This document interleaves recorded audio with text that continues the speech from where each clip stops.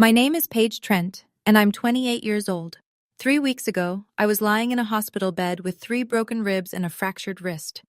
And my parents sent me a voice message saying they were heading to Rome with my sister to enjoy themselves, and I should not call and bother them. That trip to Rome? I paid for every penny of it. The hotel, the flights, the spending money on the supplementary credit cards I gave them. So from that hospital bed, with an IV drip in my arm and gauze taped across my forehead, I picked up my phone and shut it all down. Every booking, every card. And I left them stranded in a country where they didn't speak the language, with nothing but their luggage and their audacity. Before I take you through everything that happened, if you enjoy stories like this, please take a moment to like and subscribe, but only if you genuinely like the story, and drop your location and local time in the comments. I'd love to know where you're listening from. Now let me take you back to 3 weeks ago, a Thursday evening in February, the night everything changed. It's 6:15 on a Thursday in February, and I'm driving south on I-95 towards Stamford. The roads are slick, freezing rain since noon, and my wipers are working double time. I'd stayed late at work finishing a quarterly report for Whitmore and Associates, the financial consulting firm where I've been an analyst for 4 years. My eyes are heavy, my shoulders ache, all I want is my couch and a bowl of soup. I see the intersection a second before the pickup truck runs the red. It hits the driver's side door at roughly 40 miles an hour. Glass everywhere. The seatbelt locks so hard it cracks something inside my chest. My right wrist slams against the steering column, and then everything tilts sideways, metal grinding on asphalt, before going quiet. I wake up in an ambulance. A paramedic with kind eyes is saying my name. 3 broken ribs on the left side. A fractured right wrist. A gash above my eyebrow that'll need 11 stitches. I'm lucky, they tell me. I don't feel lucky. In the ER at Stamford Hospital, once they've run scans and stitched me up, I call my mother. It takes 4 rings. Paige, what's going on? Mom, I was in a car accident. I'm at Stamford Hospital. A pause. Then, oh, are you? How bad is it? I describe the ribs, the wrist, the stitches. I can hear the television in the background. Dad watching something. Well, you're talking to me, so you can't be that bad off. Do you need me to drive down there tonight? She says it like I've asked her to pick up dry cleaning. I think so, Mom. Yeah. Let me talk to your father. I'll call you back. She doesn't call back. I should give you some context about my family. My father, Gerald Trent, is 56. He was a sales manager at a plumbing supply company in Bridgeport until they let him go 2 years ago. Since then, he's been looking for the right opportunity, which mostly means watching ESPN on the recliner and complaining about the economy. My mother, Donna, is 54. She works part-time at a flower shop 3 days a week. Between the two of them, they bring in maybe $1,600 a month. Their rent is $1,800. I pay it, every month, on auto-pay from my checking account. I also cover my dad's car insurance, the family cell phone plan, and a stream of small transfers that add up to about $3,200 a month going out of my account and into their lives. Then there's my sister. Vivian Trent, 31 years old, hasn't held a job in 3 years. She quit her last one, receptionist at a dentist's office, because the hours didn't work for her energy. Whenever I bring it up, my parents shut me down. Your sister is trying, Paige. Don't put pressure on her. Vivian's phone bill? My account? Her grocery runs with Mom's card? Linked to my credit card. A month ago, I booked a trip to Rome for all 4 of us. Flights out of JFK, a hotel near Piazza Navona. 5 nights. It was supposed to be a birthday gift for my dad turning 57. A family vacation paid for entirely by me. $14,000 on my visa. I never thought of it as a burden. I thought of it as love. The kind of love where you hand over your credit card and hope that one day someone notices. Nobody ever did. That first night in the hospital is long. The fluorescent light above my bed flickers every few minutes.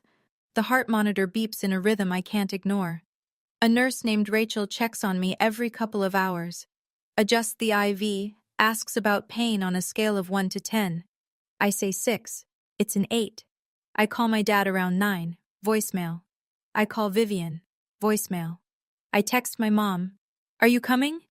Her reply comes 20 minutes later. Dad says get some rest, sweetie. I'll stop by tomorrow. She won't. Around midnight, Rachel comes in to check my vitals again. She glances around the room. No flowers, no extra chair pulled close, no jacket hanging on the door hook. Your family coming tonight? They're on the way, I say. I don't know why I say that. Maybe because the truth is harder to say out loud in a quiet room at midnight. Maybe because I've been covering for them so long it comes out automatically, like breathing. After Rachel leaves, I pick up my phone. I shouldn't look, but I do. Vivian's Instagram story. Posted 40 minutes ago.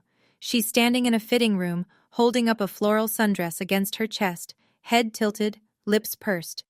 The text overlay reads, Rome prep, can't wait. Below it, another slide. A pair of new sandals, still in the box. Travel essentials. She's shopping for my trip. The trip I booked, the trip I'm paying for. While I'm lying in a hospital bed trying to breathe without my ribs screaming. I stare at that story for a long time. My sister is picking out sundresses for my vacation, and I'm picking glass out of my hair. I close the app and put the phone face down on the mattress. Friday morning. The pain in my ribs has settled into something steady and mean, the kind that punishes you every time you breathe too deep. A doctor comes in around 8, checks the x-rays, tells me the fractures are clean, but I'll need at least 3 more days under observation. My wrist is in a splint. Surgery is scheduled for tomorrow. I call my mom at 9:15. It rings and goes to voicemail. I try my dad. Same thing. 20 minutes later, a voice message notification appears. From Dad. I press play. There's noise in the background. Announcements, footsteps on tile, the hum of a crowd. An airport. Hey, kiddo. His voice is light. Cheerful, even. So we're heading to the airport right now. Going to Rome, your mom, Vivian, and me. We figured since you can't go anyway, no point wasting the tickets, right? A laugh. Donna says something muffled in the background. Anyway, get some rest, and don't call and bother us, okay? We're going to enjoy ourselves for once. We'll bring you back a souvenir or something. Feel better, sweetheart. Bye. 41 seconds. I play it again. No point wasting the tickets. Again. Don't call and bother us. I stare at the ceiling. The heart monitor keeps its steady count. Outside in the hallway, someone laughs. A nurse, maybe a visitor. Normal sounds from a normal world where people don't leave their injured daughters in hospitals and fly to Europe on her dime. I play the message one more time, just to make sure I heard it right. Just to make sure I'm not making it worse in my head than it actually is. I'm not. Something inside my chest shifts, and it isn't the broken ribs. The Instagram post goes up around 1 in the afternoon, East Coast time. Vivian, my mother, and my father. All 3 of them squeezed together in front of a departure gate at JFK.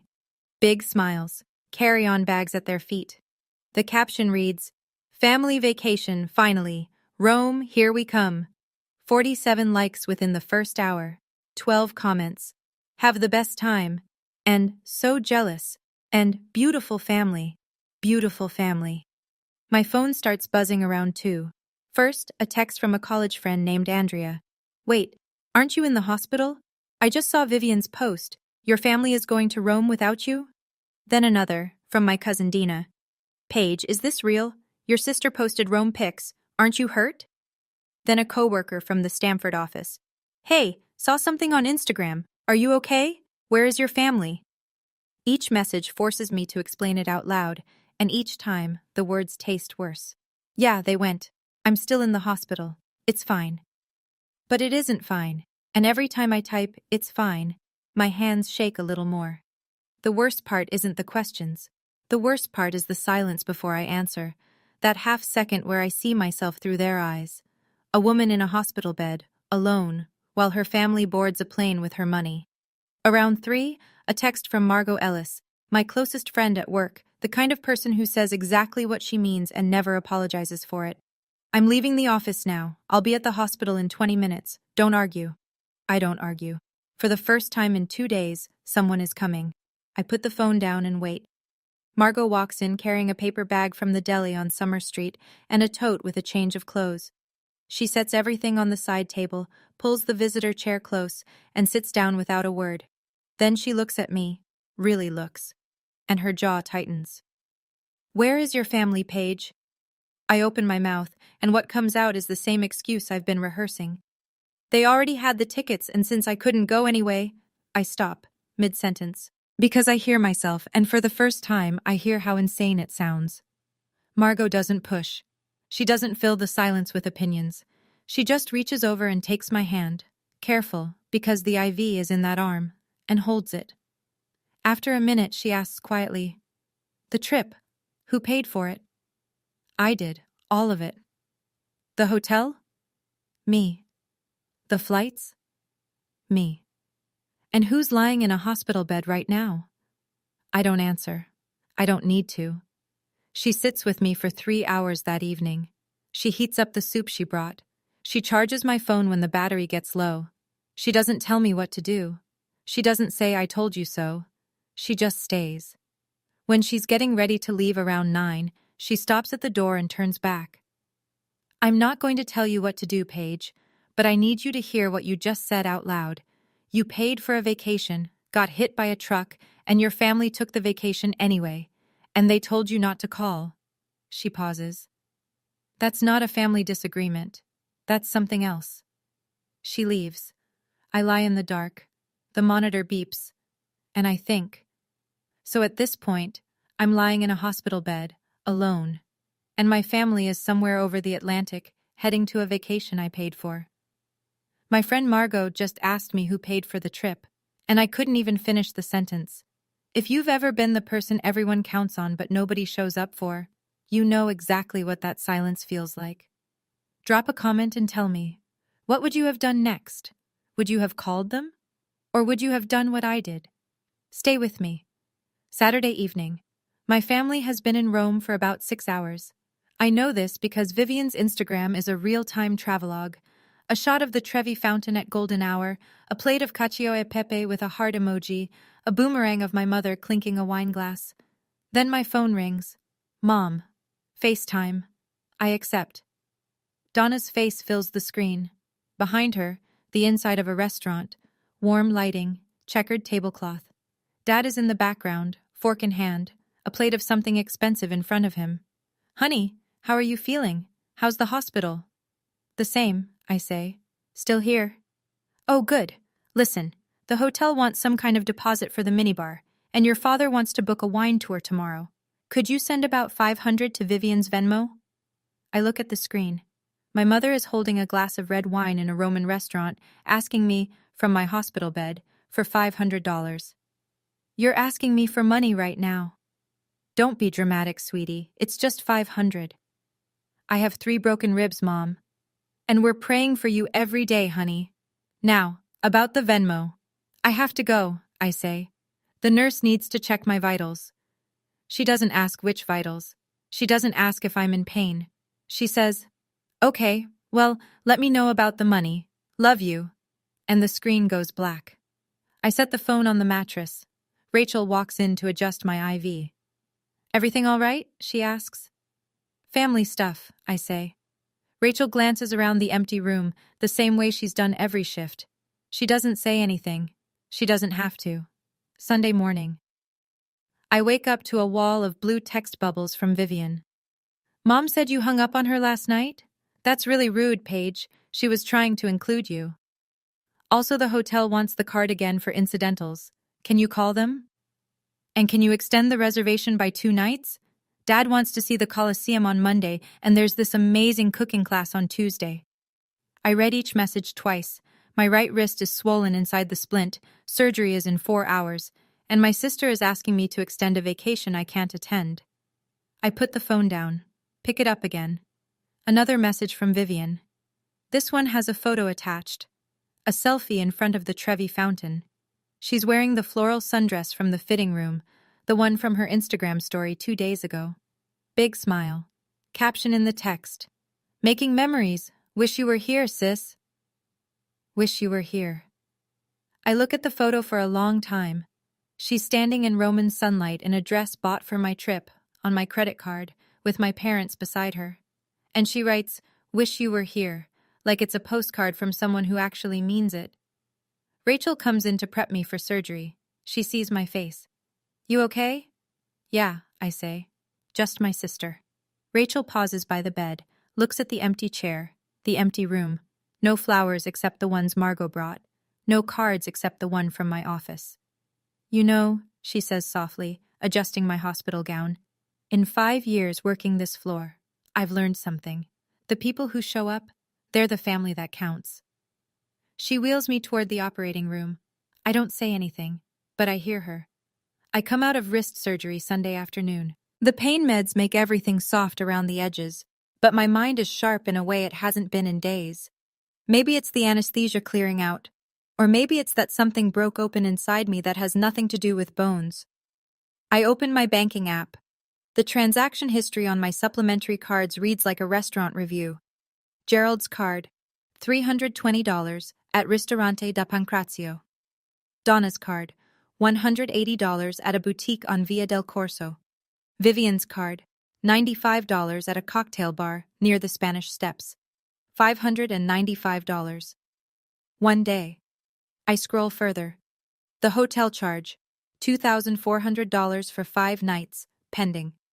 The round-trip flights, 4 tickets, $8,200 total. The travel insurance I added in case of emergency. The emergency turned out to be me. I open the Notes app on my phone and start a list. Not out of anger, out of clarity. Every monthly payment I make on behalf of my family. Rent, $1,800. Dad's insurance, $340. Family phone plan, $280. Vivian's miscellaneous expenses, $400. Random transfers, $300 to $500. Grand total, roughly $3,200 a month, $38,000 a year. For people who sent me a voice message from an airport terminal telling me to stop bothering them. I close the app, open it again, close it. Margot calls that evening to check in. I answer on the first ring. How was surgery? Fine. Clean pins, 6 weeks in a cast. Good. How are you doing? Actually doing? I look at the ceiling. Then, I need you to help me think clearly about something. A pause.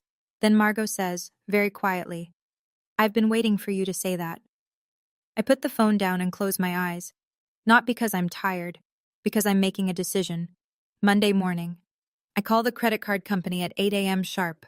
Good morning, this is First National Visa. How can I help you? I'd like to confirm my account information. I'm the primary cardholder, Paige M. Trent. The representative pulls up my profile.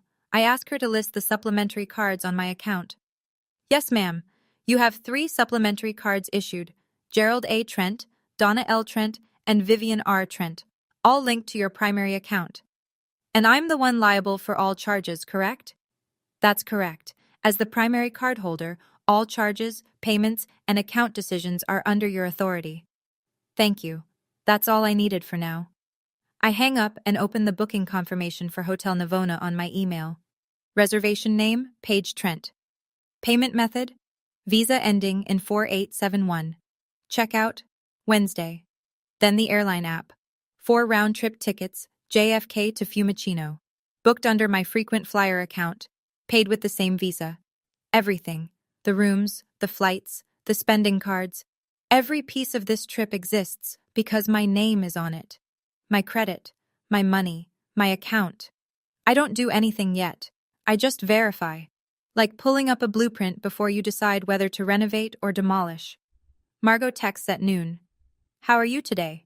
I reply, doing research. Good kind or scary kind? Both. Around 1, I pull up the autopay settings for my parents' rent. Landlord. Parkview Properties, Bridgeport. Monthly transfer. $1,800 from Paige Trent's checking account, scheduled for the 1st of every month. I stare at that screen for a while. The cursor blinks. The monitor beeps. And I think about what it means to be the only name holding everything together, and what happens when that name decides to let go. Monday afternoon. I'm adjusting the pillow behind my back, slowly, because every movement costs me, when there's a knock at the door. Not Margot's quick double tap. Something more formal. Daniel Whitmore, the founder and managing director of Whitmore and Associates, walks in holding a bouquet of yellow tulips and a card the size of a dinner plate, signed by the entire team. The office isn't the same without you, Paige. He sets the flowers on the windowsill, right next to Margot's daisies, the only two arrangements in the room. He takes the visitor chair, and I can see his eyes move across the space the way mine have been doing for 4 days. No family photos propped on the table, no overnight bag from a parent who stayed, no half-eaten Tupperware from a sister's kitchen. Your family couldn't make it today? He asks. Casual, not prying. I let the question sit for a beat. Then, they're in Rome. Daniel's expression doesn't change much, a slight tightening around the jaw, a half-second pause before he nods. I see. He clears his throat. Well, you take whatever time you need. Full pay. I've already cleared it with HR and Paige. He leans forward slightly. You have people who care about you here. I want you to know that. He stays for 20 minutes. We talk about a client portfolio I'd been managing, about the weather, about nothing important. Normal things. The kind of conversation you have when someone simply wants you to know they showed up. After he leaves, I sit with it. My boss drove 30 minutes to bring me flowers and a card. My parents flew 3,000 miles in the opposite direction, on my credit card, and told me not to call. The math doesn't lie. It never does. Monday night. My phone buzzes at 11:15. Gerald, voice call. I answer because I want to hear what he sounds like when he's spending my money. There's music in the background, something jazzy, live, glasses clinking, laughter. He's at a bar or a restaurant with a late crowd. Paige, he's louder than normal. A drink or two past cheerful. Listen, I need you to wire me €1,000. The wine here, you wouldn't believe it. And Vivian found this cooking class, a private one, where they teach you to make pasta from scratch. It's Tuesday afternoon, €400. So let's call it 1,400 total. You can Venmo it to Vivian tonight. Dad, I had surgery on my wrist this morning. Yeah, your mom mentioned something. But you're fine. You're tough, Paige. Always have been. A pause. I hear him take a sip. Now, about that wire. I have to go. The nurse needs me. Okay. Send it tonight if you can. Love you, kiddo. He hangs up. I lie in the dark and stare at the ceiling tiles. You're tough, Paige. Always have been. He says it like a compliment. But it isn't. It's permission. Permission to neglect me. Because I'll handle it. I always handle it. I'll pay the bill, absorb the pain, and show up smiling, because that's what tough people do. Except right now, lying in this bed with pins in my wrist and tape across my ribs, I don't feel tough. I feel used. And for the first time in 28 years, I don't feel guilty about what I'm going to do next. I reach for my phone. I open the Notes app with my good hand. And I start making a different kind of list. Tuesday afternoon. 3 of my coworkers from the Stamford office come to visit. Jenna, Marcus, and Dave. They arrive in a cluster, holding a gift basket from the deli, a stack of gossip magazines, and a small stuffed bear wearing a tie that says, "Get well soon, boss lady." They pull chairs around the bed. Jenna pours me water. Marcus adjusts the blinds. It feels like a meeting, except the agenda is kindness. Then Dave, scrolling his phone between bites of a cookie, says the thing that cracks the room open. Hey, your sister's Instagram is wild. She's in Rome? That's so cool. He looks up from the screen. Who's watching you while she's there? Silence. I feel the air change. Jenna looks at me. Marcus stops chewing. Nobody, I say. They took my trip. Dave blinks. Wait, what do you mean your trip? I booked it, paid for all of it. Flights, hotel, everything. It was supposed to be a family vacation. And they went without you, Jenna says. While you're here. While I'm here. Marcus pulls out his phone and opens Vivian's Instagram. The most recent post. All 3 of them eating gelato in front of the Pantheon. My mother is laughing. My father is holding up 2 scoops like a trophy. Vivian is mid-bite, sunglasses on, Rome golden behind her. 47 likes, 14 comments. Marcus turns the phone toward me. She has 47 likes on that gelato photo. He pauses. You have 3 broken ribs. Nobody says anything for a long moment. Then Jenna leans forward and puts her hand on the blanket near mine. Paige, you know this isn't okay, right? I nod, slowly. Because I do know. I've known since Friday morning. I just needed someone else to say it out loud. Margot arrives 20 minutes later. She's heard from Marcus, who texted her from the hallway. She walks in and sets her bag down like she's preparing for a long evening. Can I hear it? She asks. She doesn't say what. I know what she means. I pull up the voice message, the one from Friday morning. I press play, speaker on. Gerald's voice fills the room. The airport noise, the casual laugh, the words that have been looping in my head for 4 days. Don't call and bother us, okay? We're going to enjoy ourselves for once. The message ends. 41 seconds of silence follows. Dave is the first to speak. For once, he repeats, like they've been suffering. Jenna's eyes are wet. She doesn't cry easily. I've seen her handle client meltdowns without flinching, but she's looking at me like I'm someone she needs to protect. Margot's voice is very quiet. Paige, that's not family. Marcus, you don't owe them anything. My phone buzzes on the mattress. A notification from my banking app. Vivian's supplementary card. Transaction, $410. Merchant. Terme di Roma Luxury Spa. I read it out loud because I can't help it. She's getting a spa treatment, $410, on my card, while I can't even shower without help. Nobody tries to comfort me. Nobody tells me to calm down. They just sit with it, the way Margot did 3 nights ago, except now there are witnesses. Now the silence has weight. I pick up my phone. I open the banking app. My hands aren't shaking anymore. Margot watches me. Whatever you're about to do, she says. I'm staying. I look at her, then at the others, then at the screen. I'm going to need about 30 minutes. They step into the hallway, all 4 of them, and close the door behind them. Not because I ask, because they understand. I sit up in the bed. It hurts. My ribs protest every degree of incline. I breathe through it, shallow and steady, the way the physical therapist taught me. I open the Notes app and read the list I started last night. Every payment, every transfer, every monthly autopay that flows from my account into my family's life. Then I look at my left hand, the one without the cast. Purple bruises from the IV. A scrape near the knuckle from the crash. Skin that hasn't been touched by anyone in my family since before the accident. Then I look at the room, white walls, beeping monitor, 1 card from my office, 2 bouquets, Margot's daisies and Daniel's tulips, no cards from my parents, no flowers from my sister. I think about the voice message, about the spa transaction, about don't be dramatic, sweetie, about you're tough, Paige, and I make my decision. Not from anger, though there's anger, not from hurt, though the hurt is enormous. I make it from the same place I make every financial decision at work, from the numbers, from the facts, from what's sustainable and what's not. I text Margot. Can you come back in? Just you. She slips through the door 30 seconds later and sits down.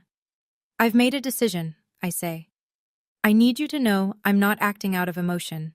I've thought about this. She nods. What do you need from me? Just sit with me while I do it. She pulls the chair closer and folds her hands in her lap. I pick up my phone, and I start taking back everything that has my name on it. First call, Hotel Navona. The front desk picks up on the 3rd ring. I give my name, the confirmation number, and the last 4 digits of my card. I'd like to cancel the reservation, effective immediately. Ma'am, the guests are currently checked in. Are they aware of? They will be. A pause, some clicking. The reservation has been cancelled. The room must be vacated by 6 p.m. local time. Thank you. Second call, the airline. I pull up the booking on my app. 4 round-trip tickets, JFK to Fiumicino. I cancel 3 return flights, Gerald, Donna, Vivian. I keep mine. The system allows a partial refund on unused segments. The agent hesitates. You're sure you want to cancel the other 3 passengers' return flights? I'm sure. Third step, the banking app. I navigate to supplementary cards. 3 cards listed. Gerald, Donna, Vivian. I select all 3. The app asks, freeze selected cards? I tap yes. A confirmation code arrives by text. I enter it. Status, frozen. Last step, I open my checking account settings. Recurring payments. Parkview Properties, Bridgeport, $1,800, scheduled for March 1st. I tap Cancel Recurring Payment. A confirmation window asks me to type Cancel in capital letters. I type it with my left hand, one letter at a time. CANCEL. I put the phone down on the mattress. Margot is sitting perfectly still, her hands folded, watching me the way you watch someone walk out of a burning building. It's done, I say. She nods, reaches over, squeezes my good hand. How do you feel? I lean back against the pillow. For the first time in 5 days, something in my chest loosens that has nothing to do with cracked ribs. Lighter, I say. I feel lighter. The call comes at 4:17 p.m., 10:17 at night, Rome time. Donna, not FaceTime this time. Voice call. Urgent. Her words tumble out fast, stacking on top of each other. Paige, the hotel. They came to our room and told us we have to leave. They said the reservation was canceled. There must be a mistake. Can you call them? There's no mistake, I say. I canceled it. A beat. Then, what? I canceled the reservation. It's my booking, Mom. My name, my card. I took it back. You, Paige, we're in Rome. We have nowhere to... The phone shuffles. Gerald's voice, sharp and loud. What the hell have you done? We're standing in the lobby with our suitcases. The man at the desk says we owe €600 for tonight and he's not letting us back upstairs. I know, I say. That's between you and the hotel now. Between us and... Paige, this is insane. You can't just... You sent me a voice message, I say. My voice is calm. I practiced this sentence in my head for 3 days. You told me not to bother you, so I won't. But I'm also not paying for you anymore. You ungrateful little... I end the call. Margot is still sitting in the chair, her eyebrows raised. Ungrateful, I say. He called me ungrateful. After everything I've paid for. Margot shakes her head slowly. The only time you become ungrateful is when you stop being useful. The phone buzzes again. I silence it. It buzzes once more. And again. And again. I turn it face down. They'll figure it out, I say. Adults do. For the first time in a very long time, I'm not the one solving the problem, and the relief is almost physical. Half an hour later. Vivian. Voice call.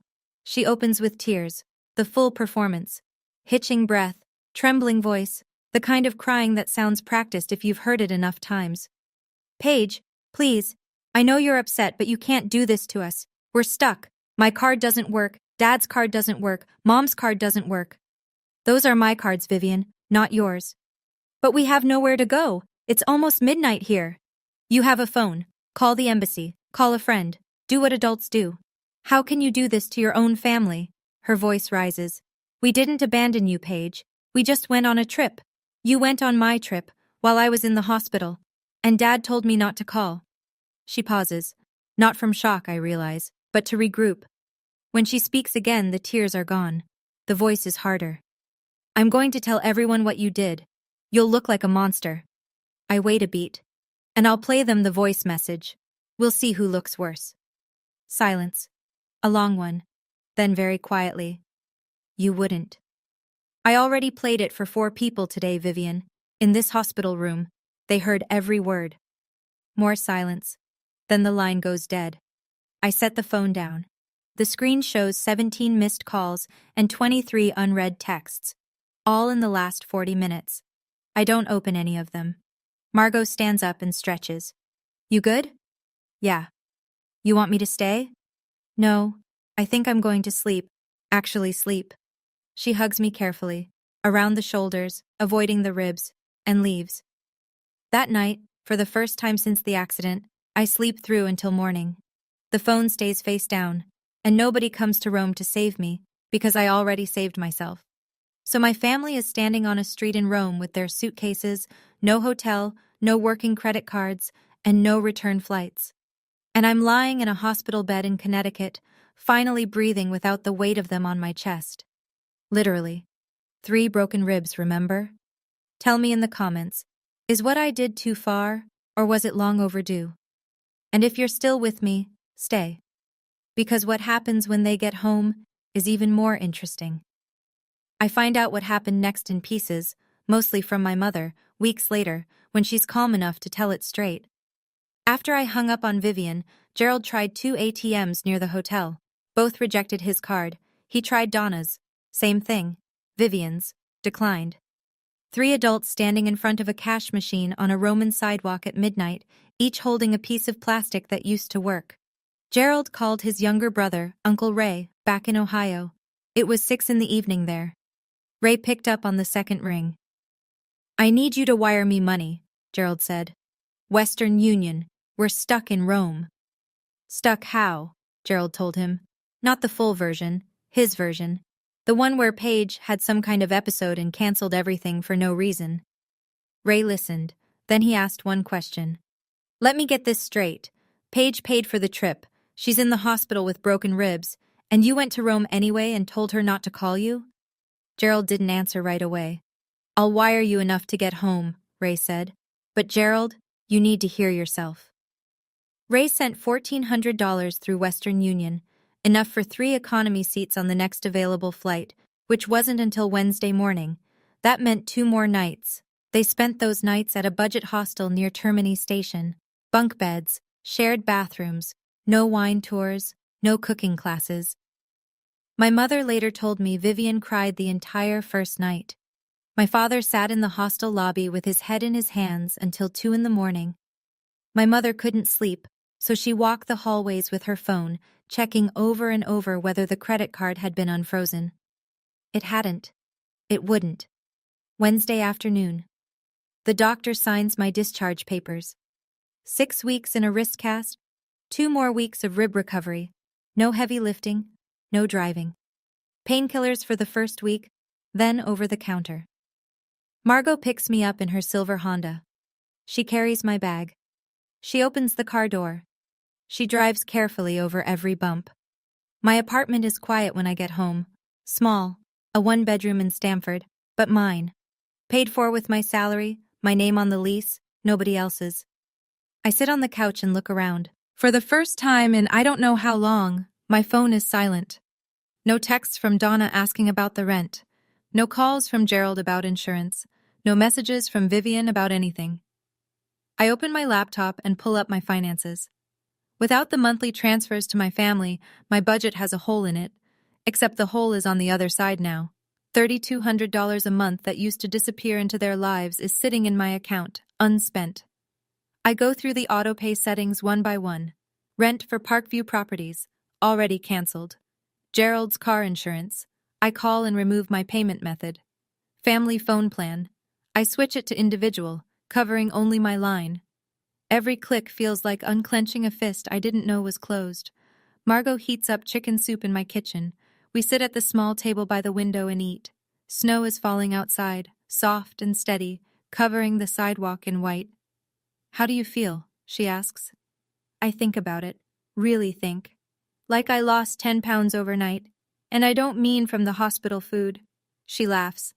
I laugh. It hurts my ribs, and I don't care. For the first time in years, my phone is quiet, and it's the most beautiful sound.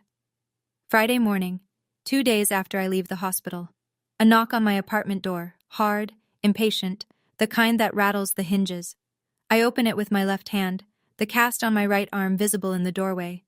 Gerald, Donna, Vivian, all 3 of them standing in the hallway with the look of people who've spent 30 hours in economy seats and 2 nights in a hostel and still haven't processed what happened. "We need to talk," Gerald says, "about what you did." "Come in," I say. "But keep your voice down. My ribs are still healing." They sit. Gerald takes the armchair like he owns it. Donna perches on the edge of the couch. Vivian stands by the window, arms crossed. Gerald leans forward. "You humiliated us. Your Uncle Ray thinks I'm the worst father alive. Vivian cried the whole flight home. Your mother barely slept in 3 days." I let him finish. Then, "You humiliated yourselves. All I did was stop paying." "But we're your family, Paige," Donna says. Her eyes are red. "You don't just cut people off like that. Family doesn't send voice messages telling their injured daughter not to call." I keep my voice level, steady. The way I speak in client meetings when the numbers are bad and everyone wants to panic. Family doesn't book spa days while their daughter is in surgery. Family doesn't call from a restaurant to ask for $500. The room goes still. Gerald opens his mouth and I raise my good hand. I'm not finished. He closes it. The monitor in my chest is still beeping. Not literally, but something inside me is counting beats, measuring the space between what I used to tolerate and what I will not tolerate again. Here's what's going to change, I say. I'm done paying your rent. I'm done paying Vivian's phone bill. I'm done covering the insurance, the groceries, the transfers. I'm done funding a life where I'm needed but not wanted. Gerald stands up. You can't just cut us off, Paige. We depend on you. I know you do. That's the problem. I don't raise my voice. I don't need to. Dad, you're 56. You can work. Mom, you work 3 days a week. Make it 5. Vivian. I look at my sister. You're 31 years old. It's time. Donna's chin trembles. You don't understand how hard it is. I was in a car accident and nobody came. I understand hard. Vivian uncrosses her arms. So this is revenge? You're punishing us? No, I say. This is a boundary. Revenge would be sending that voice message to everyone you know. I haven't done that. I pause. Yet. The word hangs in the room like smoke. Gerald sits back down. Vivian looks at the floor. Donna reaches for my hand. I let her take it, but I don't squeeze back. I'm not saying I'll never help again, I say. I'm saying the way it was. The monthly payments, the cards, the automatic transfers. That's over. If we're going to have a relationship, it has to be built on something besides my bank account. Nobody argues. Gerald stares at the carpet. Donna wipes her eyes. Vivian picks at the hem of her sleeve. I think you should go now, I say. I need to rest. They leave one by one. Donna is last. She stops at the door and looks back. And for a moment, I see something in her face that might be the beginning of understanding. Then she's gone, and the apartment is quiet again. 2 weeks pass. I heal. My ribs stop screaming every time I cough. The cast on my wrist goes from unbearable to annoying. I go back to work on a modified schedule, half days at first, then full. Meanwhile, the dominoes fall. Gerald has to sell his pickup truck to cover March rent. He lists it on Craigslist for $4,500, gets $38. It's enough for 1 month. He starts looking for jobs. Actually looking, not pretending. He lands a part-time position at Home Depot, stocking shelves in the hardware section. It pays $14 an hour, and it's the first paycheck he's earned in over 2 years. Donna goes full-time at the flower shop. Her boss, a woman named Cheryl, gives her extra hours arranging wedding orders. Donna is good at it. She always has been. She just never had to be. Vivian, and this surprises me most, fills out applications. 3 of them in 1 week. She gets a call back from a restaurant called Birchwood Grill and starts as a hostess the following Monday. 25 hours a week, $9 an hour plus tips. It isn't much, but it's hers. Uncle Ray calls me on a Saturday afternoon. His voice is warm and steady, the way it's always been. The one member of my father's family who never made me feel small. I'm proud of you, kid, he says. Your dad's been coasting for years. Your mother's been enabling it. And nobody said a damn thing until you did. I didn't do it to punish them, Uncle Ray. I know, that's exactly why it worked. After we hang up, I sit at my kitchen table and look at my bank balance. $3,200 more than last month. No money gone to rent, insurance, phones, or groceries for people who forgot me in a hospital. It's mine, all of it. A Thursday evening, about 3 weeks after the confrontation, a knock on my door, quiet this time. Not Gerald's demanding pound. Something tentative. Donna. Alone. No coat, like she left in a hurry. She stands in the hallway for a moment before I step aside to let her in. She sits on the couch, hands in her lap, and doesn't speak for almost a full minute. I let the silence do its work. I know I messed up, she says finally. I should have stayed with you at the hospital. I should have been the first person through that door. Yes, I say. You should have. Your father said the tickets would go to waste, and Vivian was so excited, and she'd been having such a hard time. So Vivian's excitement was more important than my broken ribs. She flinches. Not a lot. just enough to tell me the sentence landed. I'm your mother, Paige. I love you. I have always loved you. Then love me like I matter, not like I'm a credit card with a heartbeat. She covers her mouth with her hand. Her shoulders shake. I don't move to comfort her. Not because I'm cruel, but because I've spent years absorbing her feelings at the expense of my own, and I can't do it anymore. I don't know how to fix this, she whispers. Start by showing up, I say. Not when you need something, just show up. She nods. She stands. She walks to the door and puts her hand on the knob. I'm sorry, Paige. I know, Mom. She leaves. I watch her car pull out of the lot from my kitchen window. The taillights disappear around the corner. I don't cry. I make tea. I sit by the window and drink it slowly while the sky turns dark. A month after Rome. A text from Vivian. No preamble, no drama, no crying face emojis. Just 3 lines. I got my first paycheck today. $412.50 after taxes. It's not much, but it's mine. I read it twice. Then I set the phone down and go make dinner. Roasted chicken, a salad, nothing fancy. I eat at the kitchen table with a podcast playing in the background, and I think about what to say. There are a lot of things I could write. I could remind her that $412.50 is what she charged at a luxury spa in Rome on my credit card. I could point out that if she'd gotten a job 3 years ago, we might have had a very different story. I could say nothing at all. Instead, I pick up the phone after dinner and type, "That's good, Vivian. I mean it." She replies with a single thumbs-up emoji. No follow-up, no ask. I put the phone down and sit with the feeling. It isn't forgiveness. Not yet. It isn't trust. It's something smaller and more careful, like the first green shoot that pushes through concrete. You don't know if it'll survive. You just notice it's there. My relationship with Vivian right now is polite. We text occasionally, surface-level things. How's work? How's the weather? She doesn't ask for money. I don't offer it. There's a distance between us that wasn't there before, and I'm not sure it'll ever close completely. But she has a paycheck, and she earned it herself, and she told me about it not because she wanted something, but because, maybe, she wanted me to know. I don't need to burn every bridge. I just need to stop being the one everyone walks on. 6 weeks after the accident. The cast comes off on a Tuesday. My wrist is pale and thin underneath, the kind of skin that hasn't seen sunlight in over a month. The doctor flexes it gently. Good mobility, he says.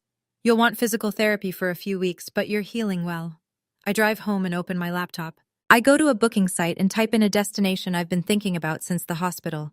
Amalfi Coast, 5 nights, a small hotel with a terrace overlooking the water. 1 room, 1 guest. I book it, my card, my name, my trip. Margot calls that evening and I tell her, "You're going to Italy?" She sounds half amused, half concerned. After everything? I paid for a trip to Italy, I say. I deserve to go to Italy. Just my version. She laughs. Fair enough. Bring me back a limoncello.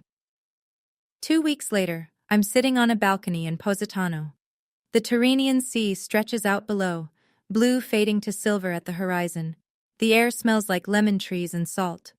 I'm holding a glass of limoncello, cold, sweet, almost too strong. And my phone is turned off. No notifications. No texts asking for money. No voice messages telling me to stop bothering anyone.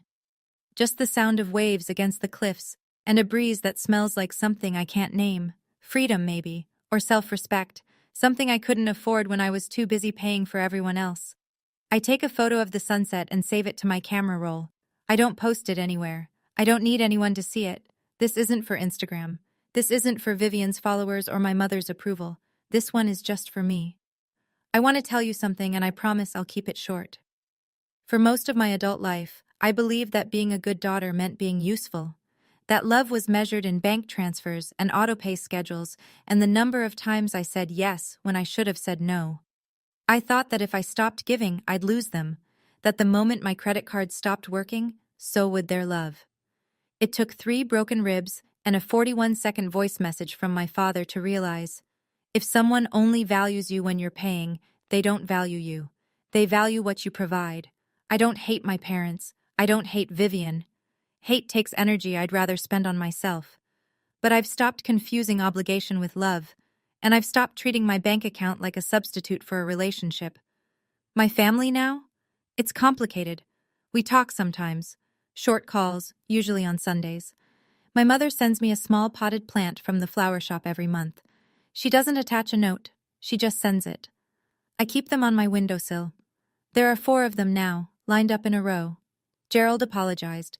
It took him 2 months, but he said it. "I'm sorry, Paige." Just those 3 words. No excuses attached. I said, "Thank you, Dad." And I meant it. But I didn't offer to pay his rent. I still have the voice message saved on my phone.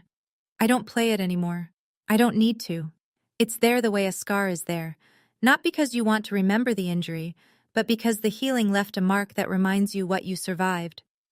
If you're someone's ATM and they call it love, check the receipts. The numbers don't lie. They never do. So, here's where things stand now. Gerald works 4 days a week at Home Depot. He drives a used Corolla he bought with the truck money. He doesn't love the job, but he shows up. He told Uncle Ray last week that it feels good to have a routine again. Ray told me. Gerald wouldn't say it to my face. Not yet. Donna is full-time at the flower shop. She's gotten good at wedding arrangements, so good that Cheryl is talking about making her a manager. She still sends me a plant every month. The last one was a small lavender. It smells like her kitchen used to, back when I was little and things were simpler. Vivian moved out of my parents' house. She rents a room in a shared apartment in Fairfield. She's been at the restaurant for 2 months now and just got bumped from hostess to server.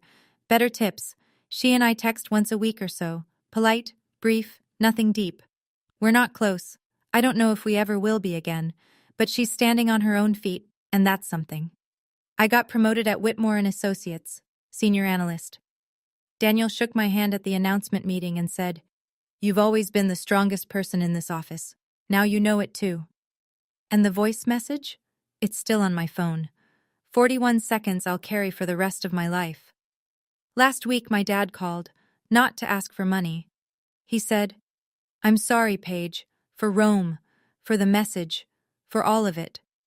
2 words that took 2 months. I said, "Thank you, Dad." And I meant it. But I didn't offer to pay his rent. Some bridges don't need to be burned. They just need a toll booth. So that's my story. A car crash, a voice message, and 3 broken ribs that somehow helped me fix what was really broken. If this story hit home for you, if you've ever been the person who gives everything and gets a voicemail in return, I'd love to hear your story. Drop it in the comments. And if you want more stories like this, check the description. There are a few down there that might feel familiar. Thank you for listening. Take care of yourself first, because nobody else is going to do it for you.